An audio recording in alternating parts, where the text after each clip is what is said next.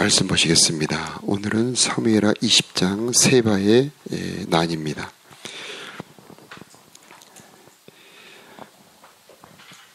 압살롬의 반란이 끝나고 난 다음에 거기서 반란이 끝나지 않고 또 다른 반란이 일어나는데 그것은 세바의 반란입니다.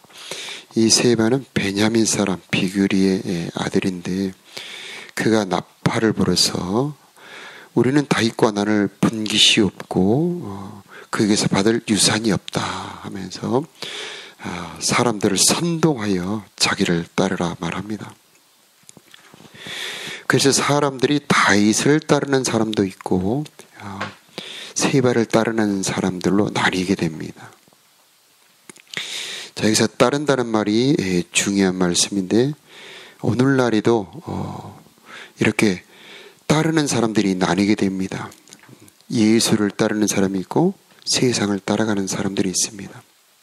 누구를 따라가느냐? 그것이 그 사람의 운명이 됩니다. 우리는 참 목자, 영원한 생명주 예수 그리스도를 따라가는 사람들이죠. 그러나 다 예수님을 따라가는 사람들은 것은 아닙니다. 많은 사람들은 세상을 따라가고 세바를 따라갔던 이스라엘 사람들처럼 많은 사람들이 세상 따라갑니다. 우리는 예수님을 따라가는 자들이 되어야 생명을 얻을 수가 있을 것입니다. 그런데 어떻게 구체적으로 예수님을 따라간다는 말일까? 예전에 예수님이 계실 때는 예수님이 계신 장소를 따라가지만 오늘날 우리들에게는 주님의 말씀을 따라가는 겁니다. 각각 삶의 현장에서 우리 주님께서 우리들에게 하신 말씀대로 그 말씀을 붙잡고 살아가는 것. 로마서 8장에는 육신을 쫓는 자는 육신의 일을, 영을 쫓는 자는 영의 일을 생각하나니. 육신의 생각은 사망이요 영의 생각은 생명과 평안이다. 그렇게 말씀을 하고 있습니다. 이 말씀을 품으면 그것이 생각이 되죠. 그래서 각각 사람들 속에 생각을 품고 있는데 한 생각은 사망의 생각, 한 생각은 생명의 생각입니다. 그래서 우리들에게 주신 주님의 말씀, 주님의 뜻을 품고 살아가는 것이 우리 주님의 뒤를 따라가는 것입니다. 이 3절에 보면 다윗이 예루살렘 본궁에 돌아왔는데 남겨뒀던 후궁 10명을 어떻게 처리하는지를 보여주고 있는데 그 후궁 10명을 별실에 가두고 먹을 것만 주고 그들과 관계하지 아니했다. 우리는 이 다윗을 볼 때의 12장 이후에는 사무엘상과 11장 이전에 있던 다윗의 그 영광의 모습과는 다른 다윗의 어두운 모습을 계속 보여주고 있습니다. 그런데 이 두 가지 모습을 통해서 우리는 장차 오실 영광의 왕 예수 그리스도를 갈망하게 됩니다. 이 다윗의 잘못된 모습, 아쉬운 모습, 이 다윗의 이런 모습을 보면서 우리는 이런 모습 말고 더 온전한 분은 없을까 하면서 예수님을 갈망하게 됩니다. 장차 오실 그리스도를 갈망하게 되죠. 이 후궁 10명에 대한 대처를 보세요. 얼마나 참 무정합니까? 더럽혀졌다 해서 별실에 가두고 먹을 것만 주고 그 전에는 얼마나 사랑한 그 아내들이었겠습니까? 그런데 그들을 별실에 가두고 그들에게 사랑을 주지 않습니다. 그런데 예수님 모습을 보십시오. 예수님의 사랑했던 제자들, 예수님이 십자가에 달릴 때에 모두 두려워서 도망가고 1등 제자 베드로도 예수님을 모른다고 부인했지 않습니까? 그들이 이렇게 갈릴리 호숫가에 있을 때에 고기 잡으러 갔을 때 예수님은 그들을 찾아가시죠. 그리고 베드로에게 물어봅니다. 내가 나를 사랑하느냐? 이게 다윗과 예수님의 차이입니다. 죄에 더럽혀졌을 때에 세상에 유린당했을 때에 다윗은 그들을 멀리하고 더럽다고 관계하지 않지만 예수님은 죄에 더럽혀지고 넘어졌던 제자들을 찾아와서 그들에게 다시 한번 손을 내미십니다. 네가 나를 사랑하느냐. 바로 이게 우리 예수님이 사랑의 왕, 죄인까지도 사랑하시는 예수님의 모습입니다. 그때 베드로의 마음은 어떤 마음이었을까? 맹세하며 저주하며 예수님을 부인했던 그 베드로에게 네가 나를 사랑하느냐 하며 고기를 잡아 올린 고기를 숯불에 구워서 그 전에 식사했던 것처럼 그렇게 식사하면서 그 사랑 속에서 네가 나를 사랑하냐 물어보았을 때 그때 베드로의 마음은 큰 충격을 받았을 겁니다. 배신했을 때의 그 모멸감, 죄에 무너졌던 그 비참한 마음이 그 사랑으로 회복되지 않았겠습니까? 바로 이것이 예수님께서 우리들을 사랑하신 방법입니다. 따지고 보면 그 어느 누가 죄에 넘어지고 유린당하지 않는 사람이 어디 있겠습니까? 모두 다 우리 다 세상에 더럽혀지고 넘어진 자들이죠. 그러나 우리 예수님은 그런 우리들을 포기하지 않습니다. 그래도 찾아오셔서 우리를 붙들어 주시고 회복해 주시고 다시 사명을 맡겨서 우리를 신뢰한다는 확증을 주십니다. 그래서 내 양을 먹이라, 이것은 하나의 짐을 주시는 것이 아니고 내가 너를 신뢰한다, 내가 너를 사랑한다 라고 하는 주님의 사랑의 확증인 것입니다. 자, 우리도 우리 주변에 있는 사람들 넘어지고 또 죄에 유린당하는 모습들을 볼 수가 있죠. 그때 우리는 어떤 자세를 가져야 할까요? 세리와 창녀까지도 사랑했던 우리 예수님의 모습, 그 사랑을 우리도 하는 것이 마땅하겠지만 그러나 실상 우리가 그러기 쉽지 않죠. 여기에서 우리는 하나님의 은혜를 구해야 되겠습니다. 혹시 넘어지고 잘못된 자가 있다 할지라도 정죄하지 않고 품을 수 있는 그런 주님의 마음을 달라고 은혜를 구해야 되겠습니다. 그 다음에는 다윗 왕의 그 부하 장군들이 서로 죽이는 장면이 나오죠. 아마샤라고 하는 장군은 군장을 하라 하는데 이 사람은 우리가 아는 것처럼 압살롬의 군대 장관이었습니다. 압살롬의 국방부 장관이었죠. 그래서 사명을 맡겨서 세바의 반란을 진압할 군대를 모으라 하고 보냈는데 자, 이 일을 잘 하지 못했습니다. 그런데 요압 장군이 이 아마사를 만났는데 인사하는 척 하면서 왼손에 감추어둔 칼로 아마사를 기습으로 살해를 하죠. 참 비극적이고 무서운 모습입니다. 다윗은 자기 부하들이 서로 사랑하는 부하들, 서로 한 몸으로 연합하는 부하들을 만들지 못했습니다. 그런데 예수님께서는 그렇지 않죠. 우리 예수님께서는 그 제자들이 서로 사랑하여 한 몸이 되도록 역사하셨던 분입니다.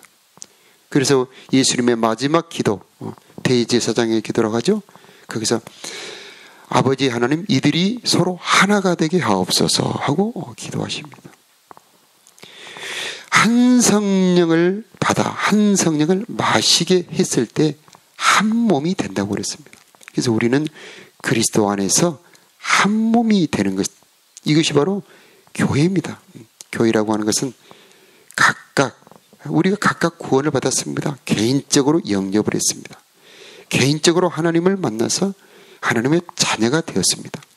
그런데 이제 개인 구원받은 사람들이 교회 안에서 연합했을 때 그들이 한 몸이 된다는 겁니다. 이게 몸의 비밀, 교회의 비밀입니다. 로마서 12장도 고린도전서 12장도 이 몸에 대해서 나오고 있습니다. 그래서 손이 발더러 야 발로는 지저분하다, 눈이 귀더러 야 너는 보지도 못하냐, 이렇게 말하지 않고 오히려 약한 지체가 더 소중한 것처럼 교회 안에 여러 모습이 있지만은 사랑 안에서, 예수 안에서 연합한다. 바로 그것이 그리스도의 신부의 모습이다 라고 말씀을 하고 있습니다. 그러므로 우리는 이 다윗의 부하 장군들이 이렇게 비극적으로 서로 죽였던 모습과 같은 다른 신약의 신부의 모습, 그리스도의 신부의 모습, 서로 사랑으로 연합하는 그런 교회로 만들어 가야 되겠습니다. 바로 그것이 하나님이 우리를 구원하신 이 목적인 것입니다. 요한계시록에 보면은 그 새 예루살렘 성이 12가지 보석으로 되어 있지 않습니까? 그것은 각각 우리가 다르다는 말입니다. 다 색깔이 다 다릅니다. 그런데 모두 다 보석입니다. 예수님을 만나기 전에는 우리는 다 초라한 자들, 버림받은 자들입니다. 그런데 그리스도 안에서 우리는 모두 보배가 됩니다. 예수님을 만남으로 우리는 보석 같은 자들이 됩니다. 그런데 이 각각 다른 보석들이 모여서 연합할 때 아름다운 것입니다. 이것이 한 몸이 될 때 이것이 신부가 되는 것입니다. 그런데 나는 주님과는 관계는 잘하는데 주님은 사랑해요. 그런데 나는 형제는 도저히 볼 수가 없어요. 이 집사님이 돼가지고 어떻게 저렇게 사신대요? 저것은 우리 집사님의 모습이 나는 아닌 것 같아요. 이 모습은 주님을 아직 온전히 만나지 못했다는 증거입니다. 주님은 나의 추하고 더러운 죄를 다 받아주신 것입니다. 그리고 그분이 내 안에 계시는 거죠. 그래서 그분의 용서를 받았다면 이제 그 은혜로 나와 다른 형제도 품을 수가 있는 거예요. 나와 다른 그런 형제를 사랑할 수가 있는 거죠. 주님께서는 우리와 연합하시기 위해서 십자가에서 죽으신 겁니다. 그래서 또 우리와 사명을 주십니다. 너희가 서로 화목하라. 화목하라. 그래서 하나님과만 화목하는 것이 아니고 형제가 서로 화목하고 연합한 것이 바로 그것이 구원받은 성도들, 바로 교회의 모습인 것입니다. 이것은 결코 인간의 힘으로 될 수 있는 것이 아닙니다. 한 성령을 받아 한 성령을 마셔야 이 일이 이루어지는 것입니다. 다시 말하면 이것은 십자가에 달리신 예수 그리스도의 사랑과 은혜가 와야 할 수 있다, 그런 말입니다. 아담의 아들들, 가인과 아벨, 바로 가인과 아벨도 바로 형과 동생이 질투로 죽입니다. 요압이 아마사를 죽였던 것도 질투였겠죠. 자기가 군대 장관 되어야 되는데 아마사가 다윗한테 임명을 받아 군대 장관의 역할을 하고 있으니 이 요압의 마음에는 질투가 끌어올랐던 거죠. 자, 우리도 우리 곁에 있는 형제들에게 나보다 더 잘하는 사람, 나보다 더 사랑받는 사람, 그들을 향해서 질투가 끌어오를 수밖에 없습니다. 우리들은 그렇게 되어 있습니다. 그러나 성령이 우리들에게 임하여 주님이 우리들의 마음을 주장할 때에는 그렇지 않게 되는 겁니다. 나와 다른 형제, 나보다 더 잘하는 사람들을 사랑할 수 있고 진심으로 존경할 수 있는 그런 마음이 생기게 되는 것입니다. 그것이 바로 구원받은 그런 열매 중에 하나입니다. 바로 되지는 절대 않습니다. 그러나 주님께서는 목표를 주십니다. 너희가 이렇게 자라서 이런 성령의 열매까지 맺기를 바라고 계시는 거죠. 이런 열매를 맺는 아름다운 우리 교회가 되기를 축복합니다. 그랬을 때 형제가 연합하여 동거할 때에 바로 여호와께서 복을 명하셨나니 곧 영생이로다. 여호와가 복을 명하셨나니 곧 영생이로다 하고 시편에 말씀하고 있습니다. 형제가 연합하는 곳에 하나님이 복을 명하시는 것입니다. 자, 그런 아름다운 교회 만드는 그런 소원이 품어지기를 축복합니다. 자, 마지막으로는 지혜로운 여인이 나옵니다.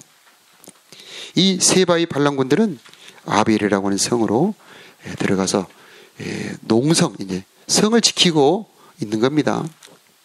요압 장군이 그 성을 에워쌉니다.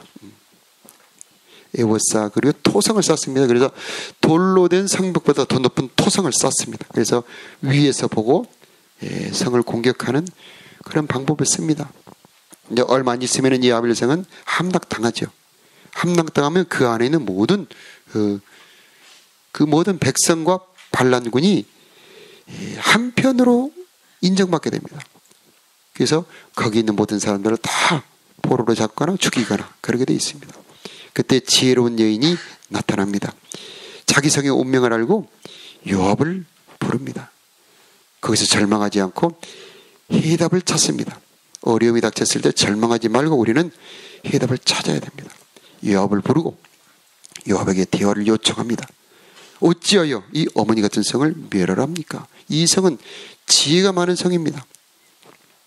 그러면서 그때에 요압이 아니다, 그렇지 않다. 17절에 그래서 19절에는 그 요압의 잘못된 점을 지적을 합니다.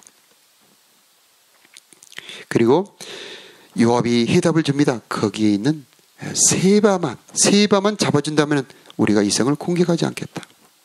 그 말을 듣고 그 지혜로운 여인은 그 성 안에 들어가 이번에는 백성들을 설득합니다. 우리가 세바만 잡아주면 이 성을 보존할 수 있다. 그렇게 설득하여 그 세바의 머리를 밖으로 내어 던져줍니다. 그래서 그 성이 보존받습니다. 여기에는 우리가 지혜로운 여인의 지혜를 배울 수가 있습니다. 죄만 버리면 하나님은 멸망시키지 않습니다. 하나님의 목적은 죄를 멸하는 겁니다. 죄를 버리지 않으면 노아 홍수 때는 전 세계를 다 썰어버립니다. 소돔과 고모라는 어떻습니까? 성을 다 불로 살라버립니다.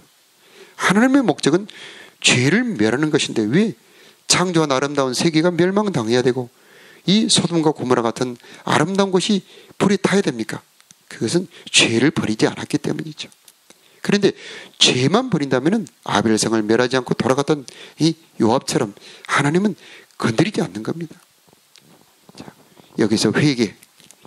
우리는 죄를 버리는 지혜가 있어야 된다. 어떤 사람이 지혜로운 사람이냐? 죄를 버리는 사람이 지혜로운 사람이다. 그래서 우리는 내 속에 어느 부분에 죄가 들어있는지를 살피고 죄를 버려야 됩니다. 나는 다 잘하는데 이 부분이 약하다. 그럴 수가 있습니다. 사람은 다 약점이 있기 때문에 어느 부분에 약점이 있습니다. 그러면 그 부분을 버릴 때에 하나님의 징계나 어려움이 떠날 수가 있는 것입니다.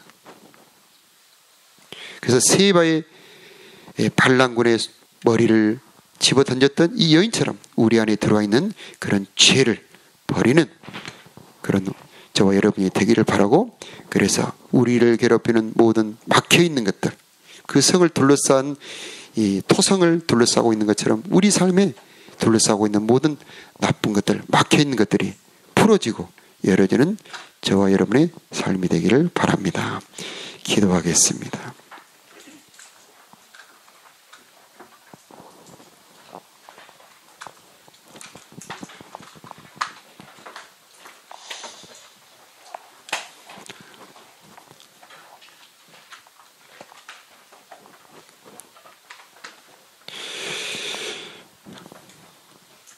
하나님 우리 아버지, 이 새벽에도 우리를 은혜의 자리로 불러 기도하게 하시니 감사합니다. 오늘 하루도 주님을 따라가는 하루가 되기를 원합니다. 주님, 오늘도 우리와 동행하여 주시옵소서. 우리들의 마음과 생각에 성령으로 주장하여 주시어서 주님 생각 품고 살아가는 오늘 하루가 되게 하여 주시옵소서. 우리들의 입술과 말도 성령께서 다스려 주시어서 마땅히 할 말만은 하는 오늘 하루가 되게 하여 주시옵소서. 우리들의 눈과 귀도 주의 은혜 가운데서 마땅히 볼 것만 보고 마땅히 들을 것만 듣는 오늘 하루가 되게 하여 주시옵소서. 우리들의 심령 안에 주님의 사랑과 은혜가 늘 흐르기를 원합니다. 주여 우리 마음을 주장하여 주시옵소서. 하나님 아버지, 우리 교회 서로 불쌍히 여기며 서로 죄를 덮어 용서하며 주님 안에서 한 몸을 이루는 우리 교회 되게 하여 주시옵소서. 지혜로운 여인처럼 아버지 죄를 버리는 지혜가 있게 하여 주시옵시고 죄를 이길 수 있는 은혜를 허락하여 주시옵소서.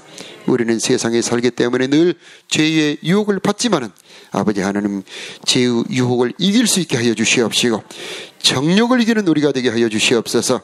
세상 속에 살지만 하늘에 속한 자로 살아가는 우리가 되게 하여 주옵소서. 혹시 죄에 넘어졌다 할지라도 십자가 보혈의 사랑을 의지하고 속히 일어나는 우리가 되게 하여 주옵소서. 우리들의 자녀들 주님 은혜로 보호하여 주시옵소서. 심령을 지켜주시옵소서. 앞길을 열어 축복하여 주시옵소서. 하나님, 우리의 자녀들 죄에 물들지 않도록 아버지 꼭 붙들어 주시옵소서. 믿음을 지켜 보호하여 주옵소서. 질병으로 고통당한 자들이 있습니다. 주의 치료의 손을 내밀어 주시옵소서. 저들의 병을 고쳐 주시옵시고 저들의 마음을 강건하게 하여 주시옵소서. 하나님, 이 시간 우리가 기도할 때에 하나님 마땅히 빌 바를 알게 해 주시옵시고 주님 깊은 지성소, 주님의 날개 아래 흐르는 주님의 음성 듣는 우리의 기도 되게 하여 주옵소서. 주님의 선하심과 인자심이 오늘도 우리를 덮어주시옵시고 아버지 하나님, 주님의 사랑이 우리를 주관하는 오늘 하루가 되게 하여 주시옵소서. 정성으로 드리는 예물 기뻐 받아 주시옵시고 저들의 소원, 저들의 기도가 응답되기를 기도합니다. 아버지 하나님, 하나님의 선하심이 저들의 삶 가운데 아버지 펼쳐져서 저들의 삶에 주의 도우심이 있게 하여 주옵소서. 우리 주 예수 그리스도 이름으로 기도하옵나이다. 아멘.